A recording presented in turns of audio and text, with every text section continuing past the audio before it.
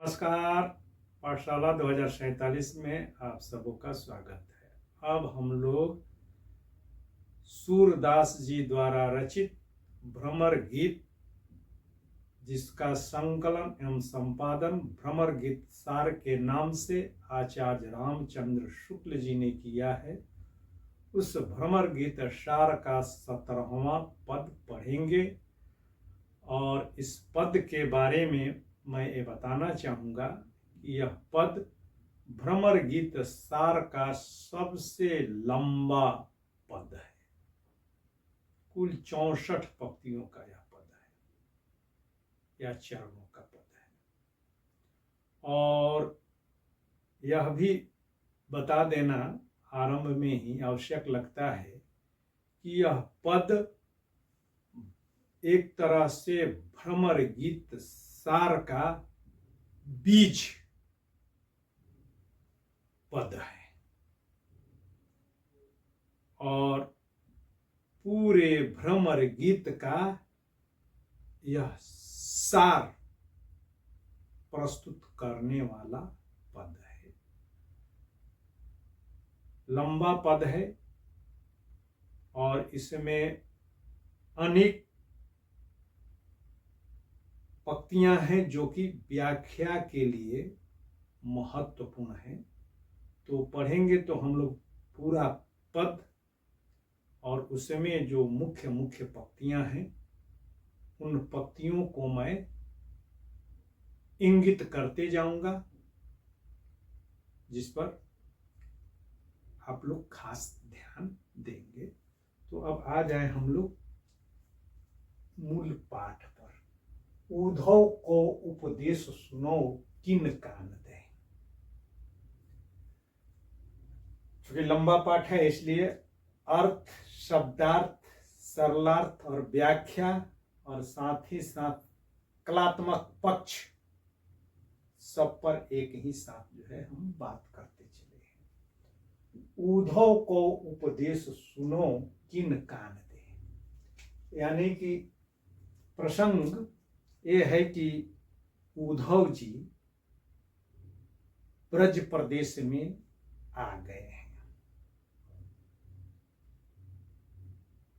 अभी वे रास्ते में ही हैं और चूंकि उद्धव जी का भी रंग, आकार और पहनावा श्री कृष्ण जैसा ही है, तो आरंभ में गोपियों को भ्रम होता है कि कहीं एक कृष्ण ही तो नहीं आ रहे हैं, क्योंकि उद्धव उसी रास्ते से लौट रहे हैं जिस रास्ते से कृष्ण ब्रज से मथुरा गए थे।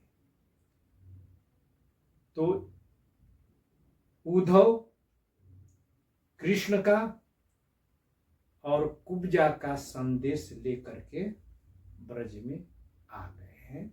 तो ये दो पंक्तियां उसी से संबंधित है, क्योंकि उद्धव को उपदेश सुनो किन कान दे, यानी कि उद्धव का उपदेश सुनो किन कान दे, क्यों नहीं कान दे रही हो, यानी कि ध्यान दे रही हो। यानी कि एक गोपी अन्य गोपियों से कह रही है कि हे सखियों,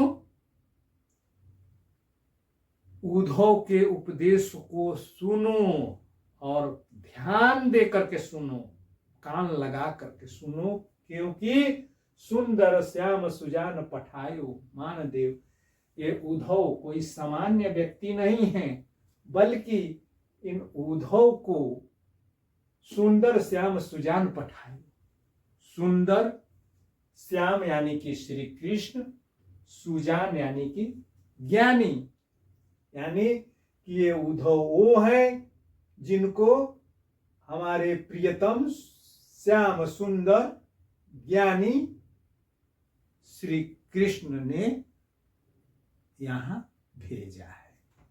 यहां पर श्याम के दो अर्थ निकल जाएंगे। श्याम यानी कि सुंदर सलोने श्याम, और कृष्ण यानी कि इसमें इसको जो है एक ही पद दो दो अर्थ देगा। को आवत, और यह ध्रुव पद है। ध्रुव पद का मतलब एक ही पद को बार बार दोहराना, या जब जब प्रसंग परिवर्तन होता है तो उस स्थिति में इसको दोहराया जाता है, तो यह ध्रुव पद है। और चूंकि यह नट राग में गाया जाता है, तो नट का मतलब नौ, जो इसमें नौटंकी हो, यानी कि नाटकीयता हो, तो इस पूरे पद में नाटकीयता है। तो जब एक तरह से कहे तो दृश्य परिवर्तन होगा, तो इस पद को दोहराया जाएगा। फिर आगे क्या हो रहा है, को आओ उतताय जितय नंद सुवन सिधारे, वह वेणु धूनि होय मनो आए नंद प्यारे। गोपियां कह रही है कि को आयो उतताय जिते नंद सुवन सिधारे। को आया यानी कोई आया या आ रहा है। उतताय, ताय यानी कि रास्ते से, उसी रास्ते से, उसी तरफ से, जीते नंद सुवन सिधारे, जिस रास्ते से नंद के सुवन यानी कि नंद के पुत्र यानी कि नंद के सुमन, लाल फूल, सुमन माने जो है फूल होता है, वहां पर सुमन यानी कि बेटे को फूल जैसा या फूल भी कहते हैं। तो नंद के सुमन यानी कि नंद के पुत्र श्री अर्थात श्री कृष्ण सिधारे यानी कि गए थे। और वह वेणु धुनि होय मनो आए नंद प्यारे। और वेणु का मतलब जो है बांसुरी, और धुनि का मतलब जो है सुर, धुन। और वहीं जो है वेणु यानी कि बांसुरी की धुन जो है सुनाई पड़ रही है, और ऐसा लगता है मानो आए नंद प्यारे, माने नंद के प्यारे अर्थात श्री कृष्ण जी आए हैं। और बंसी की वैसी ही धुन सुनाई पड़ रही है जैसी धुन नंद के प्यारे श्री कृष्ण अपनी बांसुरी से राग निकालते थे। अब आगे, धाई सब गलगाज के उधो देखे जाए, यानी कि ये जो है सुनते ही गोपियां कि कोई जो है उसी रास्ते से जो है आ रहा है, जिस रास्ते से जो है कृष्ण गए हैं, और उसकी रूप और आकृति और वेशभूषा वैसी ही जो है दिख लग रही है जैसी कि श्री कृष्ण के जैसी वेशभूषा और वस्त्राभूषण श्री कृष्ण धारण करते हैं। और मधुर मुरली, बांस की मुरली से वही मधुर धुन सुनाई पड़ रही है। तो यह सुनते ही धाई सब गलगाजी के, धाई यानी कि जो है धा पड़ी यानी कि दौड़ पड़ी सब गलगाजी के उधो देखे जाए, यानी कि सब जो है दौड़ करके उन उधो को जो है देखने के लिए गलगाज यानी कि शोर मचाते हुए, हल्ला मचाते हुए, अति उल्लास में सब जो है उधो को देखने के लिए चल पड़ी। और जब वहां पर गई तो देखी कि एक श्री कृष्ण नहीं है वरन एक उधो है। लय आई ब्रजराज पय, और ले करके उन उधो को ब्रजराज पय, ब्रजराज पय यानी कि ब्रजराज यहाँ पर महल एक तरह से जो है छुपा हुआ है, यानी ब्रजराज यानी कि नंद के निवास पर या उनके महल में या उनके पास ले करके आई।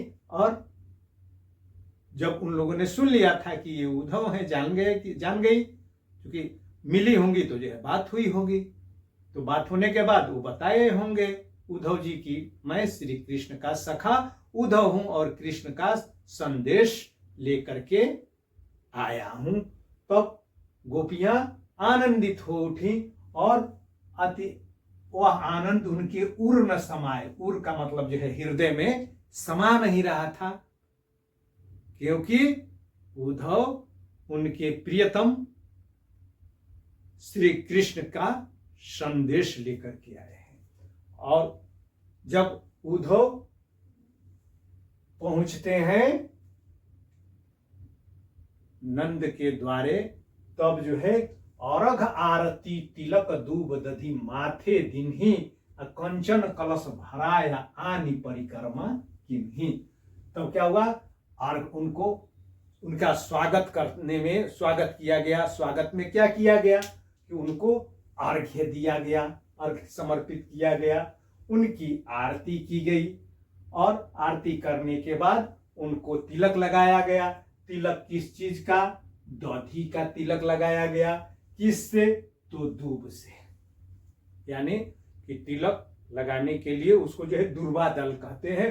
तो दुर्वादल से उनको अर्घ्य प्रदान करते हुए उनकी आरती की गई और आरती करने के बाद दुर्वादल से उनके माथे पर दधी का तिलक लगाया गया। माथे माने सिर पर, ललाट पर, दिन्ही कंचन कलश भराय आनी परिक्रमा किन्ही। और कंचन कलश, कंचन यानी कि सोने का जो है कलश भर करके आनी, यानी कि अन्य ने जो है परिक्रमा किन्ही, उनकी परिक्रमा की, यानी कि उनका स्वागत किया। और गोप भीर आंगन भई मिल बैठे जादव जात। और गोप भीर, गोपों की जो है भीड़ लग गई, आंगन भई मिल बैठे जादव जात। और अर्थात नंद बाबा के घर पर जो है गोपों की, गोप गोपियों की भीड़ लग गई और उद्धव के आसपास मिल बैठे जादव जात, यानी कि जो जादव जात यानी कि जदुवंशी जो सब थे, वे उद्धव के समीप बैठे और जलझारी आगे धरी हूं। और उनके आगे जलझारी, यानी कि जब अतिथि आते हैं तो लोटा, कहीं लोटा में जो है, कहीं जग से पानी दिया जाता है, गिलास से, कहीं लोटा से ही पिलाया जाता है आरा जिला वगैरह में और उत्तर प्रदेश में। और मगर मथुरा में जो पानी दिया जाता है अतिथियों के लिए, तो उस पात्र का नाम जलझारी है। एक तरह से बखना जैसा होता है जिसमें टोटी भी लगी हुई होती है। तो जलझारी आगे धरी, यानी कि अर्घ्य आरती और उनका स्वागत करने के उपरांत उनको जो है बिठाया गया। और बिठाने के बाद जलपान के लिए उनके आगे जलझारी में जल भर करके रख दिया गया। हो बूझती हरि कुशलात, और उसके बाद बूझती यानी कि बूझती हरि कुशलात, यानी कि अब जानने बूझने के लिए, समझने के लिए, सुनने के लिए हरि की कुशलात यानी कि श्री कृष्ण के जो है कुशल मंगल के बारे में जो है जानने को सभी उत्सुक थे। यानी कि अब ये जो है, अब यहां पर इतने जो है भावातिरेक में है कि जलझारी, यानी कि यहां पर तो जो है सब आरती वगैरह कर लिया, स्वागत कर लिया, मगर अब यहां लगता है कि जो है पानी पिलाना ही जो है भूल गए, क्योंकि इतनी जो है विह्वलता थी, इतनी उत्सुकता थी श्री कृष्ण के कुशल संदेश को उद्धव के मुख से सुनने के लिए कि जलझारी आगे ही उनके रख दी। और कुशल क्षेम वसुदेव, कुशल देवी कुब्जाऊ, और पूछे जादव जात, यानी कि वे जदुवंशी अर्थात नंद और उनके अन्य लोग जो उस समाज से थे, कुशल क्षेम वसुदेव।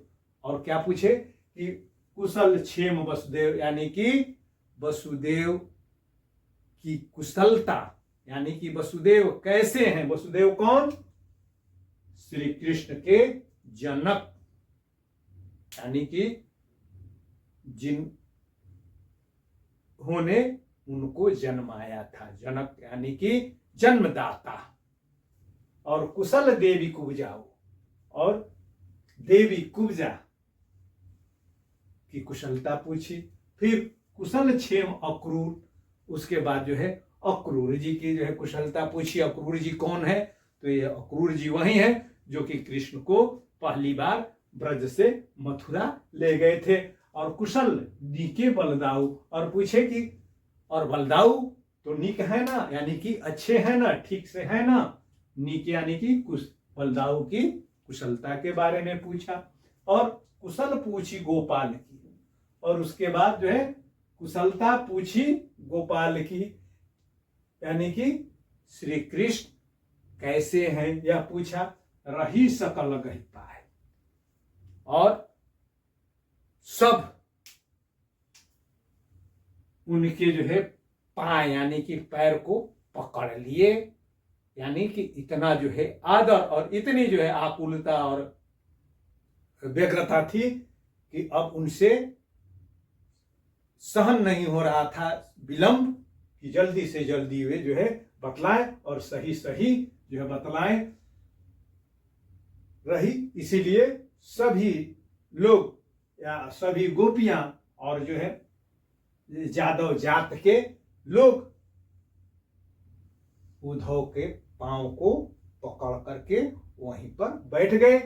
प्रेम मगन उद्धव भय, और यह देख करके उद्धव प्रेम में मगन हो गए। भय माने हो गए, वो देखत ब्रज को भाई, यानी कि ब्रजवासियों के इस जो है प्रेम को, स्नेह को, उनके जो है आदर भाव को देख करके उद्धव प्रेम में, उनके प्रेम में मगन हो गए।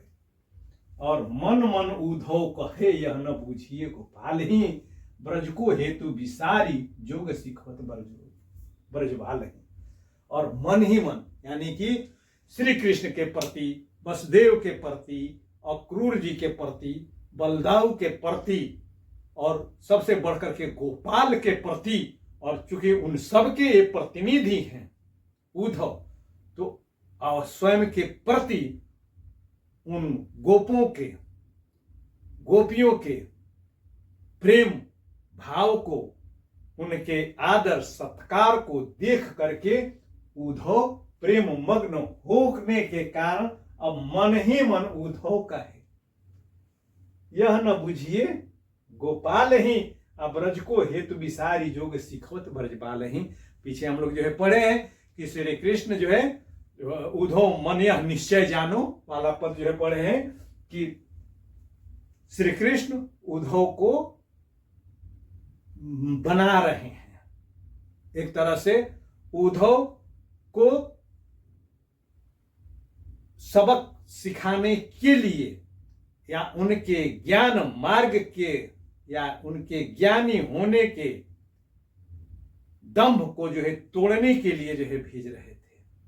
और उद्धव भी बड़े ही जो है उल्लास और उत्साह के साथ ब्रज जा रहे हैं कि उन गोपियों को मैं योग का संदेश दूंगा। वहीं अब जो है खुद अब उन पर, उनको अब संदेह होने लगा कि क्या हुआ। तो इसलिए मन मन उद्धव कहे न बूझिए गोपाल ही, यानी कि वो जो है मन ही मन जो है अब सोचने लगे, मन में ही सोचने लगे कि उद्धव कहे यह न बूझिए गोपाल ही, न बूझिए गोपाल ही, मेरी समझ में ही नहीं आ रहा है, न बूझिए गोपाल ही कि गोपाल ने जो है क्या किया है। ब्रज को हेतु विसारी जोग सिखवत ब्रजबाल ही, कि जो है इस ब्रज को और ब्रजवासियों के ऐसे जो है प्रेम को विसारी माने विसार करके जोग सिखवत ब्रजबाल ही, और ब्रजबालाओं को और ब्रजवासियों को, गोपालों को योग सिखाने के लिए, सीखवत माने सिखाने के लिए हमें यहां भेजा है। और उनके इस जो है विह्वलता को, उनके आदर भाव को, यानी कि ग्वाल बालों के, गोपियों के आदर भाव को और श्री कृष्ण के प्रति उनके प्रेम को देख करके श्री कृष्ण उद्धव की आंखें जल पूरी हो गई, यानी कि जल से, अश्रु जल से भर गई। और नतीजा क्या हुआ, जब आंखों में जो है आंसू भर जाएंगे तो क्या होगा, पाती बाची ना आवई, यानी कि अब उनसे जो श्री कृष्ण ने संदेश लिख करके भेजा था वह पाती बाची ना आवई, अब उनसे पाती वह बाची ही नहीं जा रही है। क्यों, देखी प्रेम गोपिन को, गोपियों के प्रेम को देख करके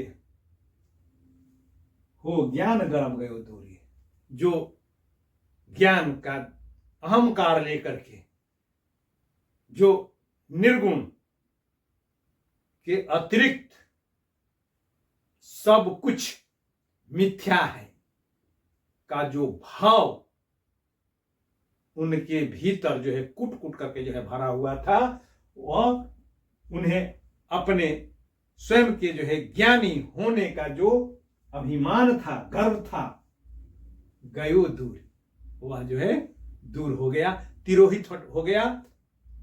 उनका, उनके ज्ञान का गर्व या ज्ञान का दंभ चूर चूर हो गया, दूर हो गया। अब फिर और आगे दूसरा जो है खंड में जो है पढ़ेंगे, चूंकि जो बहुत लंबा हो जाएगा तो उबाऊ हो जाएगा। तो इस समय ये बहुत ही जो है महत्वपूर्ण जो है पंक्ति है, मन उद्धव को हो, और साथ ही यह भी जो है महत्वपूर्ण पंक्ति है।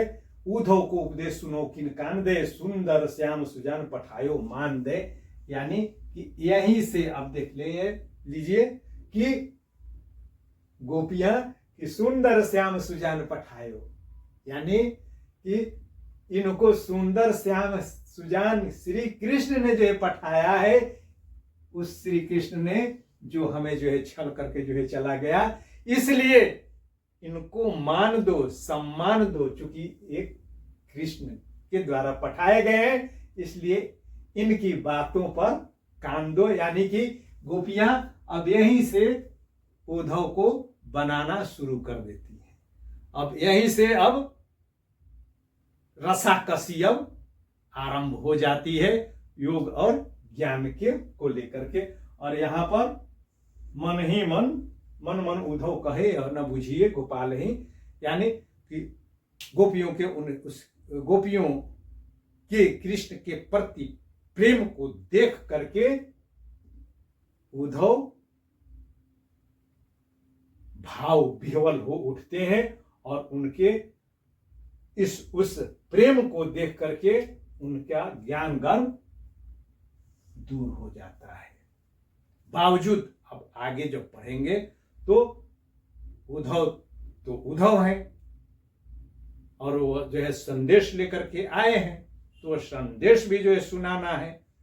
और उस संदेश को सुनने के बाद गोपियां उसके प्रत्युत्तर में क्या बोल जाती हैं वो आगे हम देखेंगे, और उसकी प्रतिक्रिया में उद्धव के ऊपर क्या प्रभाव पड़ता है वो शेष आगे के पद में है। अब इसमें जो है भाषा ब्रजभाषा है, साहित्यिक परिनिष्ठित लालित्यपूर्ण अलंकारों से युक्त ब्रजभाषा है। और यहाँ पर को आयो उतताय जीते नंद सुवन सिधारे, वह है वेणु, आए नंद प्यारे में मनो होने के कारण इसमें मानो उत्प्रेक्षा अलंकार है। और ढाई सब गलगाजी ब्रज राज उर्ण, यहाँ पर और दे रही है आरती, तिलक, दूब, दधी, कंचन, कलश, जलझारी, यानी कि उनका जो स्वागत किन किन वस्तुओं से जो किया जा रहा है सब का जो है उल्लेख होने के कारण नामोल्लेख अलंकार है। और नामोल्लेख अलंकार सिर्फ इसी में नहीं है, वरन यहां पर कुशल क्षेम वसुदेव, कुशल देवी, कुब्जाऊ नाम, अक्रूर, बलदाऊ और गोपाल, पांच जो है नाम है। तो इसमें भी नामोल्लेख अलंकार है। और उसके बाद सुंदर श्याम सुजान, यानी कि एक वर्ण स की 3 बार आवृत्ति हुई है। अब जब 2 बार प्रयोग होता है तो उसको छेकानुप्रास कहते हैं, और 2 से अधिक बार अगर किसी वर्ण की आवृत्ति होती है तो उसको वृत्त्यानुप्रास अलंकार कहते हैं। और वैसे ही कनक कलश, कंचन कलश, यानी कि सोने का कलश में क की आवृत्ति है। और अर्घ आरती, अ की आवृत्ति के कारण अ की अ और क की आवृत्ति के कारण छेका नुप्रास है। और यहाँ पर मन और मन की 2 बार आवृत्ति हुई है, इसलिए इसमें विप्सा अलंकार है। विप्सा, क्योंकि यहां पर अब जब 2 शब्द की आवृत्ति होती है तो उसको पुनरुक्ति प्रकाश कहते हैं, मगर जब वही शब्द किसी भाव या मनोवेग को या मनोदशा को जब व्यक्त करने लगते हैं तो वहां पर विप्सा अलंकार हो जाता है। तो मन में विप्सा अलंकार है। और साथ ही यहाँ श्याम के जो है 2 अर्थ निकल रहे हैं, इसलिए इसमें सलेश अलंकार है। एक श्याम का मतलब सुंदर, सलोने और दूसरा अर्थ श्री कृष्ण।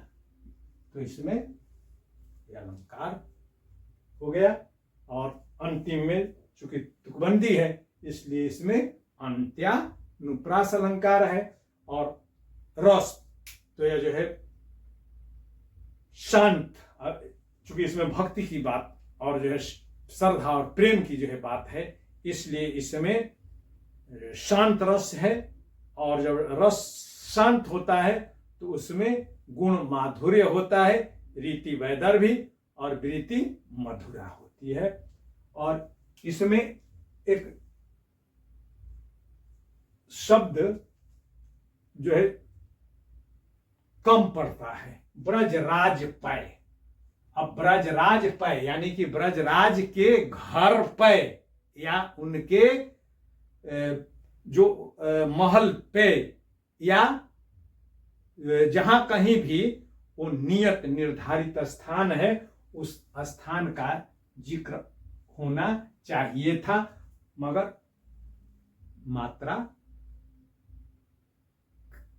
की जो है कमी बेसी या मात्रा या बढ़ न जाए, इसलिए कवि को छूट रहती है कुछ शब्दों को लोपित करने की। लोप, जिसको लोप कहते हैं। लोप का मतलब विलुप्त नहीं वरन है मगर दिख नहीं रहा है। और इस लोप शब्द, एक शब्द लोप होने के कारण इसमें कह सकते हैं न्यून पदत्व दोष, यानी कि एक पद जो है कम हो गया है। अब अभी इतना ही।